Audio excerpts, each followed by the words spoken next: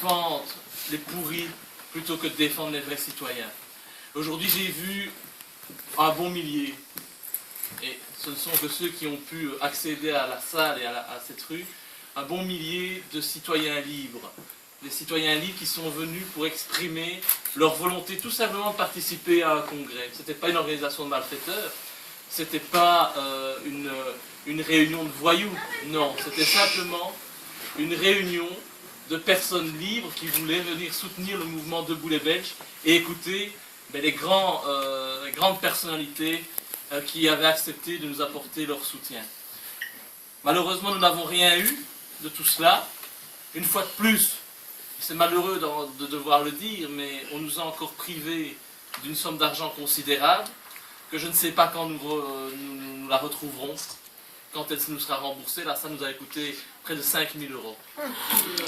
Près de 5 000 euros, et quand est-ce qu'on va recevoir cet argent, je n'en sais rien. Sachez que ce n'est pas la première fois que nos meetings sont interdits. Le meeting à la salle Lumen au mois de février a également été interdit. Là, nous avions dépensé 1 600 euros. Ces 1 600 euros, nous ne les avons toujours pas retrouvés. Alors, quand on sait qu'on doit s'éclairer à la bougie et qu'on doit financer notre campagne électorale avec des gâteaux que nous réalisons et que nous vendons, ainsi que des pins, vous imaginez bien que c'est scandaleux ce qui nous arrive aujourd'hui et que c'est un coup dur, évidemment, pour le mouvement Debout les Belges. Malgré cela, je pense que nous avons montré aujourd'hui à la Belgique entière que les voyous n'étaient pas les militants de Debout les Belges, qu'aujourd'hui les voyous portaient un casque, un uniforme bleu et des matraques, et qu'ils étaient du côté des forces de l'ordre, plutôt des forces du désordre aujourd'hui. Je pense qu'on nous a baladés durant toute la journée, on nous a fait attendre pendant 6 heures devant l'établissement. Soi-disant, on pouvait attendre la décision du Conseil d'État. Il n'en fut rien puisque les autopompes ont chargé à 15h20, alors qu'à 15h40 seulement, l'audience du Conseil d'État commençait. C'est un déni de justice, c'est un déni de démocratie. Je pense que à quoi servent les institutions judiciaires si on n'attend même pas leur verdict pour attaquer les citoyens sans défense. Aujourd'hui, il y avait énormément de femmes, beaucoup d'enfants, des poussettes, des enfants qu'on a dû évacuer d'urgence. Nous avons 2 blessés. Les blessés ne sont pas au sein des forces de l'ordre, mais 2 blessés chez nous. Une personne handicapée, en chaise roulante, une autre personne avec une béquille, et une 3e personne même qui s'est retrouvée à l'hôpital avec des points de suture au visage, parce qu'elle a pris le jet d'eau en pleine face. Donc c'est scandaleux, évidemment. Je suis fier aujourd'hui de tous les militants de Debout les Belges qui ont réagi avec dignité, avec intelligence. Ils ont réagi en adultes, en ne répondant pas aux provocations. Lorsque la police nous a attaqués, nous étions assis par terre. Nous ne constituions donc pas du tout une menace pour l'ordre public, depuis quand des individus assis constituent un danger pour l'autorité. Donc on nous a malgré tout attaqués. C'est la première fois, et je tenais à être devant, parce que je ne veux pas me jeter des fleurs, mais jamais je n'abandonnerai le combat, jamais je n'abandonnerai mes militants, parce que je vous l'ai déjà dit, nous formons tous une grande famille. Et je ne veux pas qu'il vous arrive quoi que ce soit. Donc c'est pour ça que j'ai toujours voulu être en première ligne, et les jets d'eau, je les ai pris également, et j'en suis très content d'avoir vécu cette expérience, et surtout que tout le monde ait réagi dans le calme. Que dire après ça, si ce n'est que nous nous sommes choqués, évidemment, et même pire, aujourd'hui j'ai honte de mon pays, j'ai honte d'être belge, j'ai honte d'être encore pour l'instant député de ce pays, un pays qui ne respecte ni ses lois, ni la liberté d'association, ni la liberté d'expression, ni les droits élémentaires de nos concitoyens. Le pouvoir ne respecte rien. Et nous devrions accepter tous les ordres du pouvoir sans broncher. Non, c'est trop nous demander. Lorsque des décisions sont injustes, nous devons de réagir. Nous avions un plan B, ce plan B est également tombé à l'eau. puisque après avoir dû, sous pression du commissaire de police, faire disperser la foule, parce que la police menaçait bien entendu d'attaquer à coups de matraque cette fois-ci, et qu'il y ait des blessés, vous savez que je n'aurais jamais accepté cela, nous avons essayé de mettre en place un plan B, et donc nous nous sommes retrouvés dans un petit café. La police a très vite été informée et a pris les dispositions pour nous chasser, en nous menaçant, bien entendu, et la lumière arrive, c'est magnifique, en nous menaçant, bien entendu, de nous faire passer la nuit au cachot si on n'obtempérait pas.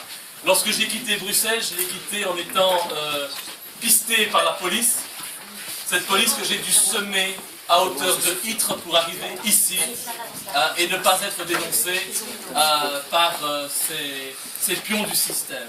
C'est triste d'en arriver là. Je peux vous dire que je n'en veux pas à la police parce que la police me l'a dit clairement, ils ont honte également d'avoir dû appliquer ces ordres. Honte. Vous imaginez, la police a honte des ordres qu'on lui a donnés.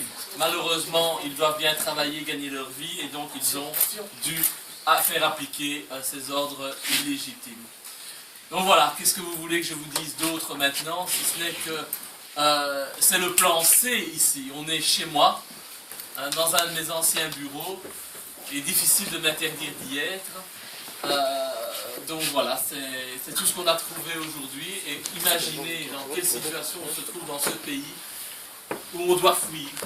Nous avons été bannis de Bruxelles par une décision du gouverneur de la région de Bruxelles-Capitale, parce qu'en Belgique on a encore un gouverneur, en plus des ministres, donc si on en avait déjà pas assez, un gouverneur, on se croirait au Moyen-Âge, et donc le gouverneur nous a expulsés. Je n'ai plus le droit de mettre les pieds sur Bruxelles aujourd'hui, mais qu'à cela ne tienne.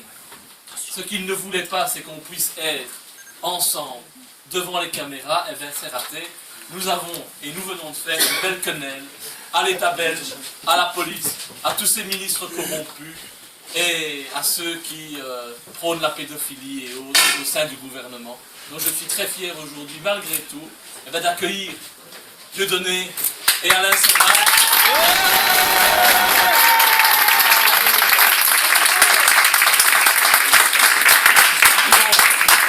Marion Sigaud, que vous connaissez puisqu'elle a passé toute l'après-midi avec nous.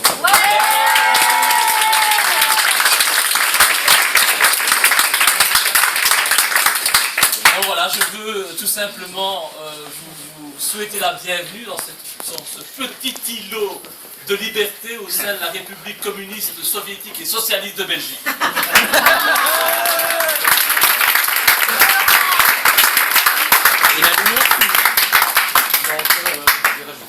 Voilà, Abdel. Alors tout d'abord, je vous remercie à tous pour votre comportement exemplaire. On a encore trouvé une fois que Debout les Belges, ce mouvement citoyen et politique, véhiculait un charisme citoyen, un charisme vraiment de patriote. Et aujourd'hui, à aucune provocation, nous nous sommes laissés aller. Il faut savoir que le mouvement Debout les Belges est combattu pour ses projets politiques. Et donc, un des projets les plus principaux est celui de redonner à la Belgique, tout comme à la France, ses pouvoirs égaliers. D'accord? Et aussi une possibilité d'avoir un référendum. Si on se présente à l'Europe, c'est justement pour essayer de faire comprendre aux peuples européens qu'ils ne sont plus maîtres chez eux. D'accord? Et nous demandons justement que cette Europe, soit elle soit réformée, soit on en sort, on n'en veut plus de cette Europe, on n'en veut plus de cet euro. Où est le franc français? Où est le franc belge qui a fait justement la prospérité de la France et de la Belgique? Donc on nous combat tout d'abord pour notre projet politique, qui est un projet non pas idéal, mais réel. Et aujourd'hui, on a pu prouver que la liberté d'expression, elle ne voulait plus rien dire parce qu'il n'y a plus d'expression du tout. Je ne vais pas m'attarder là-dessus, vous connaissez tous le mouvement et notre programme électoral qui est sur notre site. Moi, ce que je voudrais aujourd'hui, après avoir remercié toutes les personnes qui sont venues même de très loin, du sud de la France, de Genève, qui sont venues même du Canada, je les remercie du fond du cœur de nous avoir encouragés, et aussi encourager aussi toutes ces personnes intellectuelles, professeurs d'histoire, artistes, essayistes, écrivains qui sont venus. Alors comme je l'ai dit tout à l'heure, il y a une pseudo haute finance mais il y a ce qu'on appelle aujourd'hui la haute dissidence. Et nous avons aujourd'hui voulu vous apporter la crème de ces gens qui font un travail incroyable, un travail de combattants, qui ont un travail d'instruction. Et donc, dans l'endroit où on était tout à l'heure, on a pu écouter d'abord le libre-penseur M. Salim Laïdi, le professeur Jacob Cohen, le professeur Pierre Hillard. Et maintenant, je vais donner la parole donc, à d'autres très grandes personnalités qu'on a voulu justement balayer. Voilà. Et on est là, ils vont justement avoir la possibilité de s'exprimer. On va leur donner ici cette conférence qu'on voulait faire sur la liberté d'expression, qu'ils nous disent vraiment ce qu'ils en pensent. Est-ce que c'est différent par rapport à la France ou vraiment il y a une uniformisation de la lutte contre la liberté d'expression dans tous les pays européens? On nous a traités d'extrémistes, de fachos, de nazions, de quoi que ce soit. On nous a même dit qu'on était contre les femmes. Alors, je ne vois pas ce qu'il en est. Et d'ailleurs, c'est pour cela que je donne par galanterie la parole à Madame Marion Sigaud en premier et ensuite ce sera de Dieu.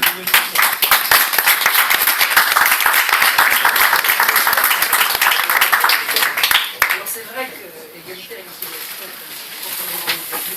à l'instant, je déteste en comme ça, et il fait un certain moment. D'ailleurs, il m'a pensé quand j'étais dans le jour, je rentrais toute seule, parce qu'un jour il m'a dit au fait, et pourquoi j'ai adhéré à l'égalité et la réconciliation? C'est parce que les 30 dernières années, jusqu'à ce que je rencontre l'égalité et la réconciliation, la personne de son président, jamais aucun média n'a relayé de quelque manière que ce soit le travail que je fournissais et dont tout le monde me disait qu'il était bon, qu'il était bon et tout, que c'est pas grave, c'est pas grave. C'est-à-dire que j'ai passé 30 ans de ma vie à me faire promener entre des gens qui me disaient ah là là, qu'est-ce que c'est bien ce que vous faites, et des gens qui me disaient ah non, on ne peut pas, bah non, oui, on peut faire un article, non, on ne peut pas, et je me suis fait renvoyer de partout, je me suis fait maltraiter, traiter du bac-terre, y compris à l'université. J'ai raconté cette histoire sur une vidéo qu'on peut encore trouver sur le site Égalité et Réconciliation, je crois, où elle circule, où je raconte comment, y compris à l'université, j'ai été l'objet de censure. Ce qu'on m'a opposé pendant toutes ces années, ça n'a jamais été la moindre critique à l'égard de ce que je faisais. Jamais.